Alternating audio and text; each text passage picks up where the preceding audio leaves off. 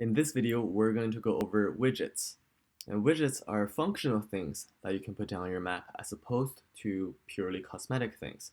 You can access your widgets by right-clicking and clicking on the Add Widget button, or you could just click W, which opens up the Widget tab. Starting from the far left, we have a platform. And the unique thing about the platform is that things on top of the platform are spatially compressed compared to things below it. So if we put down a note block beside it, it will become 1 by 1. But if we put it on top, it becomes half by half. So this way you could put down a lot of note blocks, a lot of information, and make it occupy a very small amount of space. To the right of that, we have the map label. And map labels are things that you can edit. Map label. And they remain the same size regardless of what zoom level you're at. So if we zoom out, everything else becomes smaller, but the map label remains the same.